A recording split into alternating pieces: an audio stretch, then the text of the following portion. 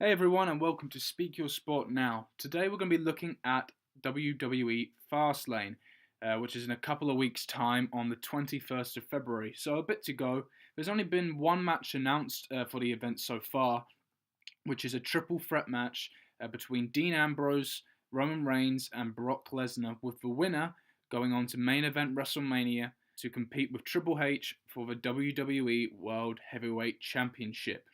Now, this is sort of the final stepping stone before we reach WrestleMania, and so there's predictably going to be a good handful of matches officially announced for WrestleMania on this event. Last year, we saw Sting and Triple H announce their match, Seth Rollins and Randy Orton. Bray Wyatt and The Undertaker, I think, announced their match at last year's Fastlane, or it might have been a week or two around it. And also, of course, Roman Reigns defeated Daniel Bryan to become the number one contender. So we have Dean Ambrose versus Roman Reigns versus Brock Lesnar in a triple threat match.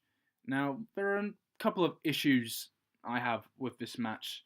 Not that I don't think it'll be a good match. In fact, I think it'll be a great match to watch in terms of entertainment. Three great competitors, I feel. However, I do have a number of reasons, and I'll get right into it. The choice just seems illogical. A triple threat match between these three just doesn't make any sense. It doesn't follow the storyline at all, or it gives it away too much. For months now, before Survivor Series, Stephanie McMahon has been trying to rid the title from Roman Reigns, and suddenly they've done so. With Triple H becoming champion, now they're rewarding him with a chance to win it back. That doesn't make any sense. It goes against the storyline, and it's quite uncreative. And another point, with the champion being Stephanie McMahon's husband, Triple H, you'd think she'd want to keep his chances of keeping the title quite strong. And she's not really doing that by rewarding Brock Lesnar, who's the strongest man in the WWE at the moment, the Beast, with a chance at a title as well. So that doesn't make too much sense as well. She's not really protecting Triple H. Another point is that there's no heel. There's no bad guy in this triple threat main event match. Technically, Brock Lesnar is labelled or is booked as the heel, but he'll get cheered by the WWE Universe, and the WWE writers have to know that. What's bad also is Roman Reigns is technically booked, yes, as a face, as a good guy, but he won't be on the nights. Especially when he's fighting up against Dean Ambrose and Brock Lesnar, who will get cheered, Roman Reigns is just going to get booed even further. Whereas if you put him up against another opponent, say Sheamus or Rusev, someone like that, a strong heel, Kevin Owens maybe, then Roman Reigns probably will have been cheered, which again doesn't make any sense to put someone like Sheamus who has supported the Authority. Maybe it wouldn't be as strong as a match, but it would make more sense, and I think that would be appreciated much more from the WWE Universe rather than the match that has been booked. We're all expecting the Wyatt family to intervene. We can see it from a mile away, and when he intervenes, the target will be Brock Lesnar. This rivalry looked to have started at the Royal Rumble, or actually a bit before it on Raw. But at the Royal Rumble, we've seen Bray Wyatt orchestrate an ambush on Brock Lesnar with the Wyatt family and eliminate Brock Lesnar from the Rumble.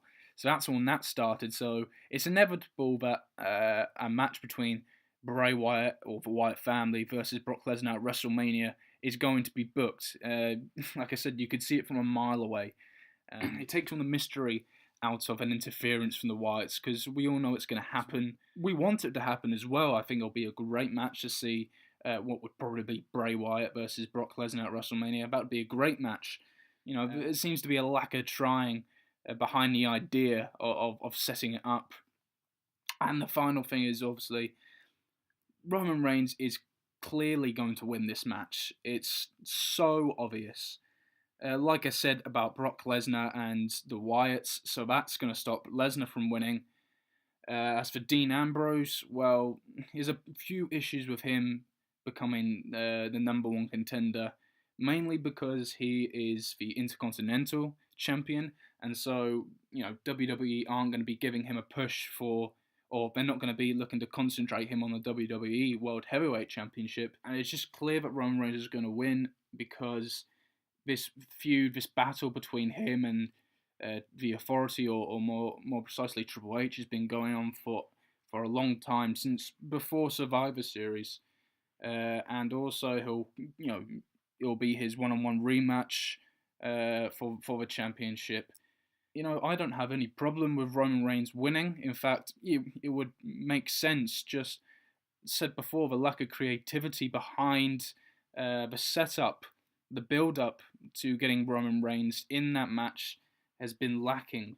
There probably would have been, other ways or better ways to secure Roman Reigns, secure that number one contender spot. This pay-per-view used to be the Elimination Chamber, where, we'd have the Elimination Chamber match where either the title would be on the line or the winner becomes a number one contender. 6 guys, that would have made it a better main event for that night. That would have made it a better event on the night, because even though we might have been able to predict that Roman Reigns, or we would have been able to predict Roman Reigns would win, it would also mean he'd be involved with 3 other superstars, most likely heel superstars, where Reigns would, has more of a chance of being cheered on, and he has to fight his way through. And so, those are the issues I have with the match, but I'm still looking forward to it, watching the match. I think it'll be a great match in terms of entertainment. So, and hopefully it'll be a couple of other matches. We're bound to see, like I said at the start, we're bound to see a good handful of matches that are gonna be booked for WrestleMania, announced at Fastlane on the 21st. As to who, I'm not exactly sure yet. Roman Reigns versus Triple H, Brock Lesnar versus Bray Wyatt. Apart from that, I couldn't say, or maybe Charlotte versus Sasha Banks. That's one. So we'll have to wait and see.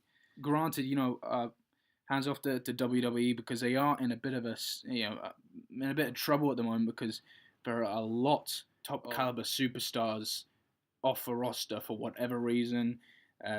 John Cena, Randy Orton, Seth Rollins, Sting, Daniel Bryan, Cesaro, they're all out of action, and they would all be, on the list for WrestleMania. Whether, they're going to be back in time, they're not all going to be. Seth Rollins and Sting especially have no chance of being back, and probably Daniel Bryan as well. There's been a couple of rumours thrown about that he's going to return, but I can't see it happening. John Cena, Cesaro, and Randy Orton are the most likely out of that lot to return. So hopefully they will. All these injuries may mean a push from NXT, perhaps. I'm thinking of the likes of Finn Balor, Samoa Joe. There's a couple of others that may get their push before WrestleMania. Unlikely. Any other year, I wouldn't have said so. I'd said, that people like Finn Balor would be making their debut the night after WrestleMania. That's when a lot of people do make from NXT get the push up. But given the predicament, who knows? Anything could happen. I wouldn't be surprised the way things are going. Right, so well, that's all I've got to say. Like I said, only the one match has been announced so far, so there's not a lot more I can say, unfortunately. When the full match card is announced, I will be back discussing that for a preview. So catch me up then. We're back on Friday with a video discussing the weekend's action up and coming for the Premier League. Me and Matt are doing that, so listen to that. And obviously, go to our website, Speak Your Sport Now. We've got a few more blogs and pieces that you might find really interesting. But anyway, until then, thanks for listening, and enjoy Fastlane.